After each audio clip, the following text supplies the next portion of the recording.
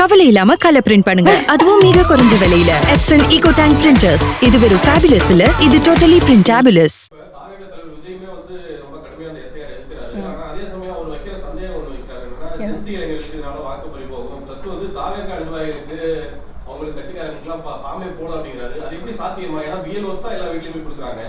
இல்லை, ஜென்சி இளைஞர்களுக்கு மட்டுமே போகும்னு நம்ம சொல்ல முடியாது. நிறைய பேருக்கு போயிடும். லட்சக்கணக்கான பேர் வந்து இந்த எஸ்ஐஆர்லேருந்து விடுபடக்கூடிய வாய்ப்பு அதிகமாக இருக்குது.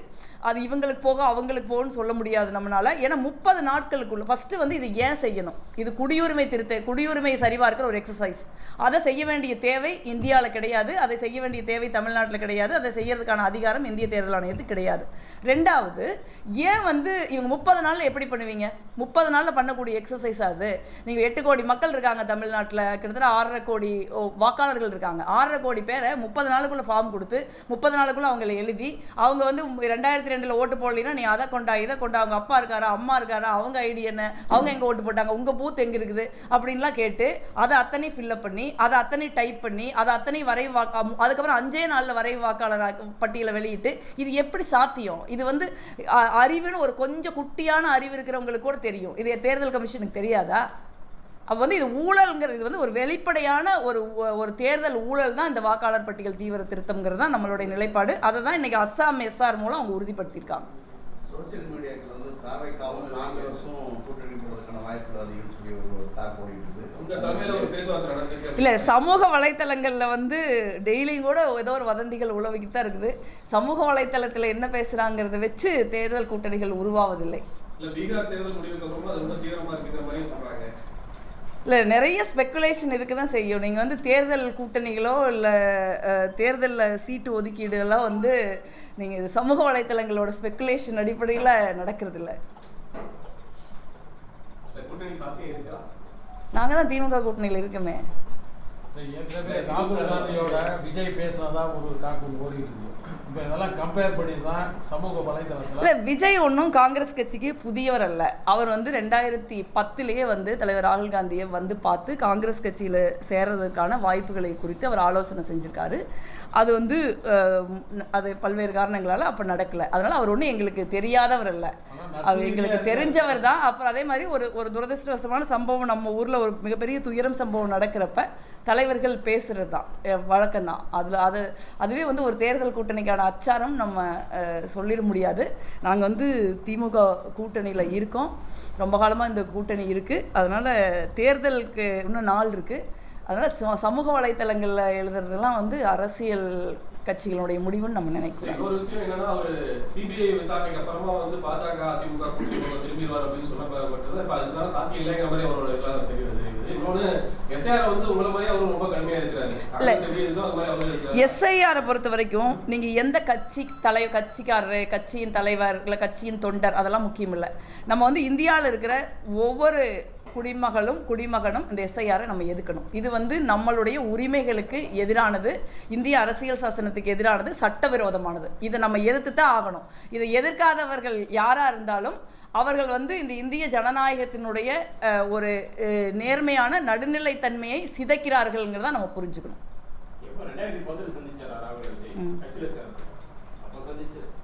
ரொம்ப லாங் பேக், 5 வருஷம் ஆயிடுச்சு. இப்போ தாவேக தலைவர் விஜயுமே வந்து ரொம்ப கடுமையான எஸ்ஐஆர் எதிர்க்கிறாரு. ஆனால் அதே சமயம் அவர் வைக்கிற சந்தேகம் ஒன்று வைக்கிறாருன்னா, ஜென்சி இளைஞர்களுக்கு இதனால வாக்கு பறி போகும், ப்ளஸ் வந்து தாவேக நிர்வாகிகளுக்கு அவங்களுக்கு கட்சிக்காரங்களுக்குலாம் ஃபார்மே போட அப்படிங்கிறாரு. அது எப்படி சாத்தியமா? ஏன்னா பிஎல்ஓஸ் தான் எல்லா வீட்லையுமே கொடுக்குறாங்க. இல்லை, ஜென்சி இளைஞர்களுக்கு மட்டுமே போகும்னு நம்ம சொல்ல முடியாது. நிறைய பேருக்கு போயிடும். லட்சக்கணக்கான பேர் வந்து இந்த எஸ்ஐஆர்லேருந்து விடுபடக்கூடிய வாய்ப்பு அதிகமாக இருக்குது. அது இவங்களுக்கு போக அவங்களுக்கு போகணும்னு சொல்ல முடியாது நம்மளால். ஏன்னா 30 நாட்களுக்குள்ள ஃபஸ்ட்டு வந்து இது ஏன் செய்யணும்? இது குடியுரிமை சரிபார்க்கிற ஒரு எக்ஸசைஸ். அதை செய்ய வேண்டிய தேவை இந்தியாவில் கிடையாது, அதை செய்ய வேண்டிய தேவை தமிழ்நாட்டில் கிடையாது, அதை செய்யறதுக்கான அதிகாரம் இந்திய தேர்தல் ஆணையத்துக்கு கிடையாது. ரெண்டாவது, ஏன் வந்து இவங்க 30 நாளில் எப்படி பண்ணுவீங்க? 30 நாளில் பண்ணக்கூடிய எக்ஸசைஸ் அது? நீங்கள் 8 கோடி மக்கள் இருக்காங்க தமிழ்நாட்டில், கிட்டத்தட்ட 6.5 கோடி வாக்காளர்கள் இருக்காங்க. 6.5 கோடி பேரை 30 நாளுக்குள்ளே ஃபார்ம் கொடுத்து 30 நாளுக்குள்ளே அவங்கள எழுதி அவங்க வந்து 2002 ஓட்டு போடலைன்னா நீ அதை கொண்டா இதை கொண்டா, அவங்க அப்பா இருக்காரா அம்மா இருக்காரா, அவங்க ஐடி என்ன, அவங்க எங்கே ஓட்டு போட்டாங்க, உங்கள் பூத் எங்கே இருக்குது அப்படின்லாம் கேட்டு அதை அத்தனை ஃபில்லப் பண்ணி அதை அத்தனை டைப் பண்ணி அதை அத்தனை வரைவு அதுக்கப்புறம் 5 நாளில் வரைவு வாக்காளர் பட்டியலை வெளியிட்டு இது எப்படி சாத்தியம்? இது வந்து அறிவுன்னு ஒரு கொஞ்சம் குட்டியான அறிவு இருக்கிறவங்களுக்கு கூட தெரியும், இது தேர்தல் கமிஷனுக்கு தெரியாதா? அப்போ வந்து இது ஊழல்ங்கிறது, இது வந்து ஒரு வெளிப்படையான ஒரு தேர்தல் ஊழல் தான் இந்த வாக்காளர் பட்டியல் தீவிர திருத்தம்ங்கிறது தான் நம்மளுடைய நிலைப்பாடு. அதை தான் இன்னைக்கு அஸ்ஸாம் எஸ்ஆர் மூலம் அவங்க உறுதிப்படுத்தியிருக்காங்க. சோசியல் மீடியாக்கள் வந்து தாவேக்காவும் காங்கிரஸும் கூட்டணி போடுறதுக்கான வாய்ப்புகள் அதிகம் சொல்லி ஒரு டாக் ஓடிட்டு இல்லை, சமூக வலைத்தளங்களில் வந்து டெய்லியும் கூட ஏதோ ஒரு வதந்திகள் உழவிக்கிட்டு தான் இருக்குது. சமூக வலைத்தளத்தில் என்ன பேசுகிறாங்கிறத வச்சு தேர்தல் கூட்டணிகள் உருவாவதில்லை. இல்லை, நிறைய ஸ்பெக்குலேஷன் இருக்க தான் செய்யும். நீங்கள் வந்து தேர்தல் கூட்டணிகளோ இல்லை தேர்தலில் சீட்டு ஒதுக்கீடு எல்லாம் வந்து நீங்கள் சமூக வலைத்தளங்களோட ஸ்பெக்குலேஷன் அடிப்படையில் நடக்கிறதில்ல. நாங்கள் தான் திமுக கூட்டணியில் இருக்கோமே. ஏற்கனவே ராகுல் காந்தியோட விஜய் பேசுனதா ஒரு டாக்குமெண்ட் ஓடி இருக்கு. இப்போ இதெல்லாம் கம்பேர் பண்ணி தான் சமூக வலைதளத்தில் இல்லை, விஜய் ஒன்றும் காங்கிரஸ் கட்சிக்கு புதியவர் அல்ல. அவர் வந்து 2010 வந்து தலைவர் ராகுல் காந்தியை வந்து பார்த்து காங்கிரஸ் கட்சியில் சேர்றதுக்கான வாய்ப்புகளை குறித்து அவர் ஆலோசனை செஞ்சுருக்காரு. அது வந்து அது பல்வேறு காரணங்களால் அப்போ நடக்கலை. அதனால் அவர் ஒன்றும் எங்களுக்கு தெரியாதவர் அல்ல, அவர் எங்களுக்கு தெரிஞ்சவர் தான். அப்புறம் அதே மாதிரி ஒரு துரதிருஷ்டவசமான சம்பவம் நம்ம ஊரில் ஒரு மிகப்பெரிய துயரம் சம்பவம் நடக்கிறப்ப தலைவர்கள் பேசுகிறது தான் வழக்கம்தான். அதுவே வந்து ஒரு தேர்தல் கூட்டணிக்கான அச்சாரம் நம்ம சொல்லிட முடியாது. நாங்கள் வந்து திமுக கூட்டணியில் இருக்கோம், ரொம்ப காலமாக இந்த கூட்டணி இருக்குது. அதனால் தேர்தலுக்கு இன்னும் நாள் இருக்குது. அதனால் சமூக வலைத்தளங்களில் எழுதுறதுலாம் வந்து அரசியல் கட்சிகளுடைய முடிவுன்னு நம்ம நினைக்கிறோம். ஒரு விஷயம் என்னன்னா, ஒரு சிபிஐ விசாரணைக்கு அப்புறமா வந்து பாஜக அதிமுக திரும்பிடுவார் அப்படின்னு சொல்லப்பட்டது. இப்போ அதுக்கான சாத்தியம் இல்லைங்கிற மாதிரி அவரோட இதெல்லாம் தெரியுது. இன்னொன்று எஸ்ஐஆர் வந்து உங்களை மாதிரி அவர் ரொம்ப கடுமையாக இருக்கிறாரு. எஸ்ஐஆரை பொறுத்த வரைக்கும் நீங்கள் எந்த கட்சிக்காரரு, கட்சியின் தலைவர் இல்லை கட்சியின் தொண்டர் அதெல்லாம் முக்கியம் இல்லை. நம்ம வந்து இந்தியாவில் இருக்கிற ஒவ்வொரு குடிமகனும் இந்த எஸ்ஐஆரை நம்ம எதிர்க்கணும். இது வந்து நம்மளுடைய உரிமைகளுக்கு எதிரானது, இந்திய அரசியல் சாசனத்துக்கு எதிரானது, சட்டவிரோதமானது. இதை நம்ம எதிர்த்து தான் ஆகணும். இதை எதிர்க்காதவர்கள் யாராக இருந்தாலும் அவர்கள் வந்து இந்த இந்திய ஜனநாயகத்தினுடைய ஒரு நேர்மையான நடுநிலைத்தன்மையை சிதைக்கிறார்கள்ங்கிறத நம்ம புரிஞ்சுக்கணும்.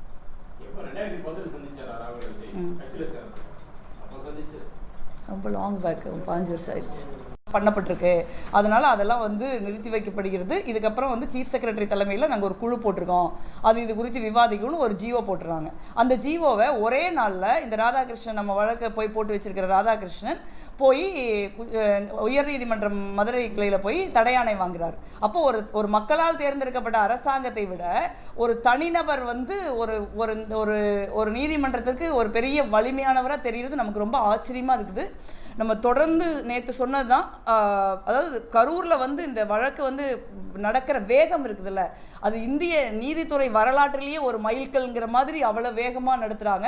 இப்போ வெண்ணெய்மலை முருகன் கோயில் தொடர்பான பிரச்சனைகள் மட்டும் இல்லாமல் அடுத்து 20 கோயில் சம்மந்தப்பட்ட விஷயங்களுக்கும் இதே ராதாகிருஷ்ணன் போய் வழக்கு போட்டிருக்காரு. அதுக்கு அவ்வளோ வேகமாக அவ்வளோ தீவிரமாக நோட்டீஸ் சர்வ் ஆகிருக்குது. ஸோ இது வந்து நம்ம சொல்கிறது வந்து இது வந்து ஃபஸ்ட்டு வந்து கோவில் நிலமே கிடையாது, இது வந்து இனாம் நிலம். இனாம் நிலம்ங்கிறது அந்த காலகட்டத்தில் மன்னராட்சி நடந்த காலகட்டத்தில் கோயிலில் பணி செய்தவர்களுக்கு, பூஜை செஞ்சவங்க, விளக்கு போட்டவங்க, இந்த மாதிரி திருப்பணி செய்தவர்களுக்கு அவர்களுக்கு ஊதியமாக கொடுக்கப்பட்டது நிலம் தான் இந்த இனாம் நிலம். அதை வந்து வாங்கவோ விற்கவோ அதுக்கு உரிமை இருக்குது.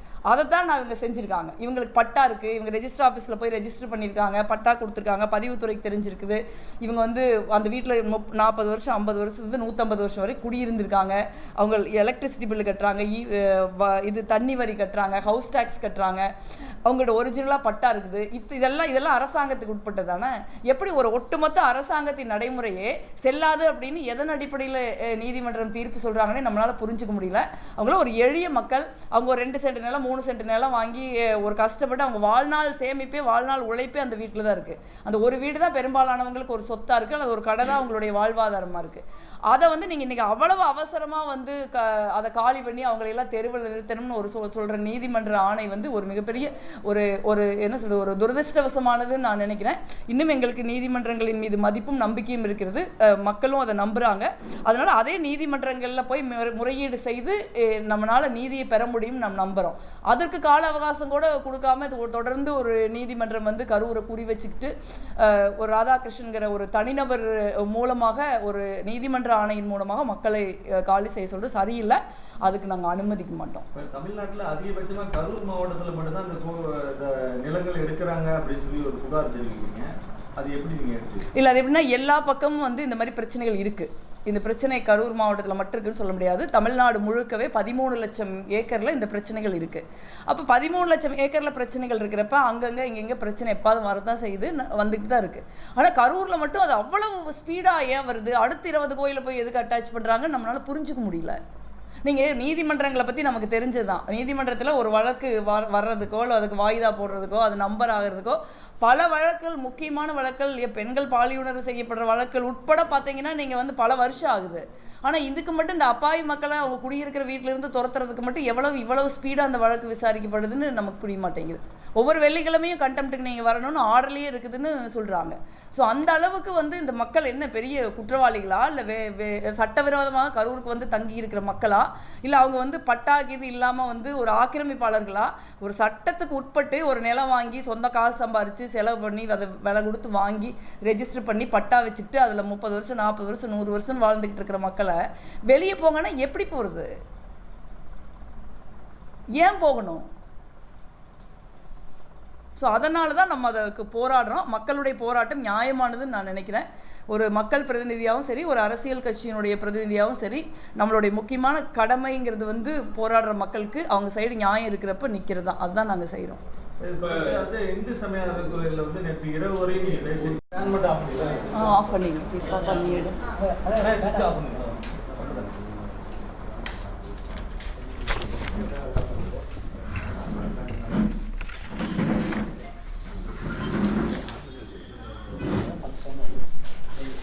போலாமா? தமிழ்நாடு உட்பட 12 மாநிலங்கள், யூனியன் பிரதேசங்களில் எஸ்ஐஆர் என்று சொல்லக்கூடிய வாக்காளர் பட்டியல் சிறப்பு தீவிர திருத்தம் நடைபெற்று வருகிறது. இதை முதல்ல இருந்தே நம்ம என்ன சொல்கிறோம்னா, இது வந்து வாக்காளர் பட்டியலில் நடக்கிற திருத்தம் கிடையாது. வாக்காளர் பட்டியலில் திருத்தமாக இருந்தால் ஏற்கனவே ஒரு வாக்காளர் பட்டியல் இருக்கும், அந்த வாக்காளர் பட்டியலில் சேர்த்தலோ நீக்கலோ செய்யலாம், அது காலங்காலமாக நடக்கிறது தான் அப்படின்னு சொன்னோம்.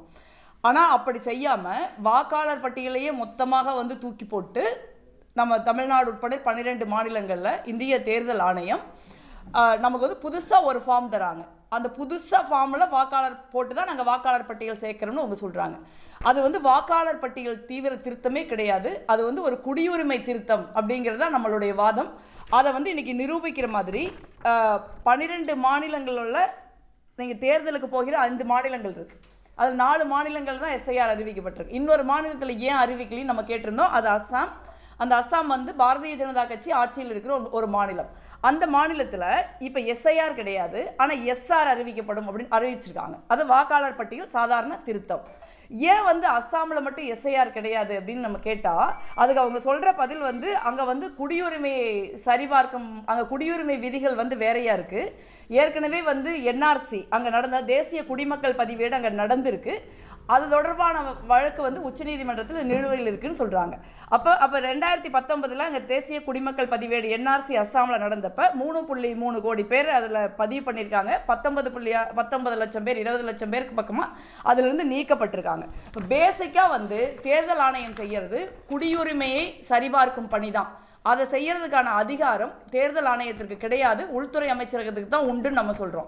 ஆனால் ஒரு குடியுரிமையை சரிபார்க்கும் பணியை நீங்கள் வந்து அஸ்ஸாமில் வந்து செய்ய முடியல, ஏன்னா வந்து உச்சநீதிமன்றத்தில் வழக்கு நிலுவையில் இருக்குதுன்னு தேர்தல் ஆணையம் சொல்கிறாங்களே. எஸ்ஐஆர் தொடர்பான வழக்கு தமிழ்நாடு அரசு தாக்கல் செய்திருக்கிற வழக்கு உட்பட இன்றைக்கி கேரளா அரசாங்கம் நேற்று வழக்கு தாக்கல் செஞ்சுருக்காங்க மக்களுக்காக. இந்த மாதிரி இந்த எஸ்ஐஆர் வழக்கும் உச்சநீதிமன்றத்தில் நிலுவையில் தான் இருக்குது. அப்போ அஸ்ஸாமில் உச்சநீதிமன்றத்தில் ஒரு வழக்கு நிலுவையில் இருக்கும்னா அங்கே நீங்கள் எஸ்ஐஆர் பண்ண மாட்டீங்க. இதுவே தமிழ்நாடு இல்லை கேரளா போன்ற மாநிலங்களில் அதே வழக்கு உச்சநீதிமன்றத்தில் நிலுவையில் இருக்குன்னா நீங்கள் பண்ண மாட்டீங்க அப்படின்னா அஸ்ஸாம் இந்தியாவில் தானே இருக்குது, தமிழ்நாடு கேரளா உள்ளிட்ட மாநிலங்களும் இந்தியாவில் தானே இருக்குது. அப்போ இந்தியாவில் வந்து ஒரு மாநிலத்துக்கு பொருந்துகிற ஒரு சட்டமோ ஒரு வரைமுறையோ ஒரு செயல்பாடோ ஏன் வந்து இன்னொரு மாநிலத்திற்கு பொருந்தாது? இப்போ பாஜக ஆளுகிற மாநிலங்களுக்கு ஒரு தனி விதியும் பாஜக ஆளாத எதிர்க்கட்சிகள் ஆளுகிற மாநிலங்களுக்கு ஒரு தனி விதியும் சொல்றதுக்கு அப்படி சொல்கிற ஒரு தேர்தல் ஆணையம் எப்படி வந்து தேர்தலை வந்து நியாயமாக நடத்த முடியும் நம்ம எதிர்பார்க்கிறோம். இதுதான் வந்து நம்ம கேட்குறோம். இதில் வந்து பெரிய பிரச்சனை என்ன அப்படின்னா, ஒரு தேசிய குடிமக்கள் பதிவேடு குடியுரிமையை சரிபார்க்கறது, ஒரு தேசிய குடிமக்கள் பதிவேட்டை உருவாக்குறதுங்கிறது வந்து ஒரு நீண்ட காலம் பிடிக்கும். முதல்ல அதை செய்யலாமா வேண்டாமாங்கிறதே வந்து ஒரு சட்டத்திற்கு உட்பட்ட ஒரு விவாதம். அதற்கு வழக்கு நம்ம நிலுவையில் இருக்கு. நாடாளுமன்றத்தில் நிறைய பிரச்சனைகள் தொடர்பாக நடந்துட்டு இருக்கு. அப்ப நீங்க வந்து அப்படி குடியுரிமை பதிவேடு நீங்க செய்யணும்னு வந்து நீங்க உச்சநீதிமன்றத்திலிருந்து உத்தரவு வாங்குனீங்கன்னா கூட அது சரியில்லை. ஏற்கனவே இந்தியாவில் காலமாக தலைமுறையாக வாழ்ந்துகிட்டு இருக்கிற நம்மளுடைய குடியுரிமையை நிரூபிக்க சொல்றதுக்கு இந்த உள்துறை அமைச்சகமோ தேர்தல் கமிஷனோ யாரு, அவங்களுக்கு என்ன அதிகாரம் இருக்குதுன்னு நம்ம கேட்டுக்கிட்டு இருக்கோம். அப்ப நம்ம எல்லாரும் இந்தியனா இல்லையான்னு இவங்க சந்தேகப்படுறாங்களா? நம்மளை சந்தேகப்படுறதுக்கு இவங்க யாரு முதல்ல? ஸோ அந்த கேள்விக்கான பதிலே நமக்கு இன்னும் கிடைக்காம இருக்கிற ஒரு சூழல்ல இப்போ வந்து நீங்க 30 நாள்ல வந்து நீங்க குடியுரிமை திருத்தம் தான் நீங்க பண்றீங்க. குடியுரிமை சரிபார்க்கிற பணியை தான் நீங்க செய்யறீங்க அப்படின்னா ஏன் வந்து அதை வாக்காளர் பட்டியலில் தீவிர திருத்தம்னு ஒரு போர்வையில் நீங்க அதை செய்யறீங்க? அப்ப தேர்தலில் ஊழல் பண்றதற்கான ஒரு செயலை நீங்க செய்யறப்ப அதை வந்து ஒரு பின்வாசல் வழியாக அதுல குடியுரிமையை தான் கொண்டு வரீங்க. இப்ப வாக்காளர் பட்டியலில் திருத்தம் அப்படின்னு சொன்னா சீக்கிரமா முடிஞ்சிடும். இப்ப இன்னைக்கு பாருங்க எவ்வளவு குழப்பம் நடக்குது. வாக்காளர் பட்டியலில் 97% பேர் கொடுத்துட்டோம் அப்படின்னு சொல்றாங்க. அது வந்து உண்மை கிடையாது. நீங்க வந்து நிறைய பேருக்கு ஒரு வீட்டில் 10 ஓட்டு இருந்தா 7 ஃபார்ம் தான் போகுது. ஒரு வீட்டில் வந்து 4 ஓட்டு இருந்தால் 2 ஃபார்ம் தான் போகுது. சில வீடுகளுக்கு ஃபார்மே போக மாட்டேங்குது. ஏன்னா இதுக்கெல்லாம் வந்து ஒரு டைம் பிடிக்கும். முதல்ல வந்து வாக்காளர் பட்டியலில் திருத்தங்கிறது அப்படி இல்லை. கோடிக்கணக்கானவங்களோட பேர் வாக்காளர் பட்டியல் இருக்கும். அவங்க அதே இடத்துல இருந்தாங்க, உயிரோடு இருந்தாங்க அப்படின்னா அவங்க பேரை நீக்கவோ சேர்க்கவோ வேண்டியதில்லை. கொஞ்சம் பேரோட பேரை நீக்கவோ சேர்க்கவோ முடிஞ்சால் போதும். அது 1 மாதத்துக்குள்ளே முடியக்கூடிய பணி தான். ஆனால் அப்படி செய்யாமல் ஒரு 30 நாட்களுக்குள்ளே குடியுரிமையை திருத்துகிற பணி, குடியுரிமையை சரிபார்க்கிற பணியை தேர்தல் ஆணையம் செய்கிறது அப்படின்னு சொல்கிற குற்றச்சாட்டு, நம்ம ஏற்கனவே அவங்க மேலே வைக்கிற குற்றச்சாட்டை உறுதி செய்வது போல இன்றைக்கு வந்து பாஜக ஆள்கிற அஸ்ஸாமில் எஸ்ஐஆர் கிடையாது, வாக்காளர் தீவிர திருத்தம் கிடையாது, வாக்காளர் சாதாரண திருத்தம் தான் சொல்லி அறிவிக்கிறாங்க. அப்போ நம்மளையெல்லாம் பார்த்தா தமிழ்நாட்டில் இருக்கிறவங்கள, கேரளாவில் இருக்கிறவங்கள, மற்ற 12 மாநிலங்கள் இருக்கிறவங்களையெல்லாம் பார்த்தா தேர்தல் கமிஷனுக்கும் பிஜேபிக்கும் நம்மளையெல்லாம் பார்த்தா என்ன ஏமாளி மாதிரி தெரியுதா? நம்ம என்ன வேணாலும் பண்ணலாம், நம்ம கேள்வியே கேட்க முடியாது அப்படிங்கிற நிலைப்பாட்டை தேர்தல் ஆணையம் எப்படி எடுக்கிறாங்க? இதிலிருந்து வந்து பாஜக ஆளுகிற அஸ்ஸாமுக்கு ஒரு தனி நிலைப்பாட்டையும் பாஜக ஆளாத எதிர்க்கட்சிகள் ஆளுகிற மாநிலங்களுக்கு ஒரு தனி நிலைப்பாட்டையும் தேர்தல் ஆணையம் எடுத்திருக்குது. இது வந்து தேர்தல் ஆணையம் வெளிப்படையாக இல்லை, அது ஒரு பாஜகவினுடைய ஒரு அணி போல செயல்படுகிறதுங்கிற குற்றச்சாட்டு உறுதியாகும். இப்ப தாவேக தலைவர் விஜயுமே வந்து ரொம்ப கடுமையா அந்த எஸ்ஐஆர் எதிர்க்கிறாரு. ஆனா அதே சமயம் அவர் வைக்கிற சந்தேகம் ஒண்ணு வைக்கிறாரு, என்னன்னா ஜென்சி இளைஞர்களுக்கு இதனால வாக்கு பறி போகும், பிளஸ் வந்து தாவேக நிர்வாகிகளுக்கு அவங்களுக்கு கட்சிக்காரங்களுக்கு எல்லாம் ஃபார்மே போடும் அப்படிங்கிறாரு. அது எப்படி சாத்தியமா? ஏன்னா பிஎல்ஓஸ் தான் எல்லா வீட்லயுமே கொடுக்குறாங்க. இல்லை, ஜென்சி இளைஞர்களுக்கு மட்டுமே போகும்னு நம்ம சொல்ல முடியாது. நிறைய பேருக்கு போயிடும். லட்சக்கணக்கான பேர் வந்து இந்த எஸ்ஐஆர்லேருந்து விடுபடக்கூடிய வாய்ப்பு அதிகமாக இருக்குது. அது இவங்களுக்கு போக அவங்களுக்கு போகணும்னு சொல்ல முடியாது நம்மளால். ஏன்னா 30 நாட்களுக்குள்ள ஃபஸ்ட்டு வந்து இது ஏன் செய்யணும்? இது குடியுரிமை சரிபார்க்கிற ஒரு எக்ஸசைஸ். அதை செய்ய வேண்டிய தேவை இந்தியாவில் கிடையாது, அதை செய்ய வேண்டிய தேவை தமிழ்நாட்டில் கிடையாது, அதை செய்யறதுக்கான அதிகாரம் இந்திய தேர்தல் ஆணையத்துக்கு கிடையாது. ரெண்டாவது, ஏன் வந்து இவங்க 30 நாளில் எப்படி பண்ணுவீங்க? 30 நாளில் பண்ணக்கூடிய எக்ஸசைஸ் அது. நீங்கள் 8 கோடி மக்கள் இருக்காங்க தமிழ்நாட்டில், கிட்டத்தட்ட 6.5 கோடி வாக்காளர்கள் இருக்காங்க. 6.5 கோடி பேரை 30 நாளுக்குள்ள ஃபார்ம் கொடுத்து 30 நாளுக்குள்ள அவங்களை எழுதி அவங்க வந்து 2002 ஓட்டு போடலைன்னா நீ அதை கொண்டா இதை கொண்டா, அவங்க அப்பா இருக்காரா அம்மா இருக்காரா, அவங்க ஐடி என்ன, அவங்க எங்கே ஓட்டு போட்டாங்க, உங்கள் பூத் எங்கே இருக்குது அப்படின்லாம் கேட்டு அதை அத்தனை ஃபில்லப் பண்ணி அதை அத்தனை டைப் பண்ணி அதை அத்தனை அதுக்கப்புறம் 5 நாளில் வரைவு வாக்காளர் பட்டியலை வெளியிட்டு இது எப்படி சாத்தியம்? இது வந்து அறிவுன்னு ஒரு கொஞ்சம் குட்டியான அறிவு இருக்கிறவங்களுக்கு கூட தெரியும். இது தேர்தல் கமிஷனுக்கு தெரியாதா? அப்போ வந்து இது ஊழல்ங்கிறது, இது வந்து ஒரு வெளிப்படையான ஒரு தேர்தல் ஊழல் தான் இந்த வாக்காளர் பட்டியல் தீவிர திருத்தம்ங்கிறது தான் நம்மளுடைய நிலைப்பாடு. அதை தான் இன்னைக்கு அஸ்ஸாம் எஸ்ஆர் மூலம் அவங்க உறுதிப்படுத்தியிருக்காங்க. சோசியல் மீடியாக்கள் வந்து தாவேகாவும் காங்கிரஸும் கூட்டணி போடுறதுக்கான வாய்ப்புகள் அதிகம்னு சொல்லி ஒரு டாக் ஓடிட்டு இருக்குது. இல்லை, சமூக வலைத்தளங்களில் வந்து டெய்லியும் கூட ஏதோ ஒரு வதந்திகள் உழவிக்கிட்டு தான் இருக்குது. சமூக வலைத்தளத்தில் என்ன பேசுகிறாங்கிறத வச்சு தேர்தல் கூட்டணிகள் உருவாவதில்லை. இல்லை, நிறைய ஸ்பெக்குலேஷன் இருக்க தான் செய்யும். நீங்கள் வந்து தேர்தல் கூட்டணிகளோ இல்லை தேர்தலில் சீட்டு ஒதுக்கீடுலாம் வந்து நீங்கள் இது சமூக வலைத்தளங்களோட ஸ்பெக்குலேஷன் அடிப்படையில் நடக்கிறதில்ல. நாங்கள் தான் திமுக கூட்டணியில் இருக்கோமே. ஏற்கனவே ராகுல் காந்தியோட விஜய் பேசினதா ஒரு காக்கு ஓடிட்டு இருக்கு.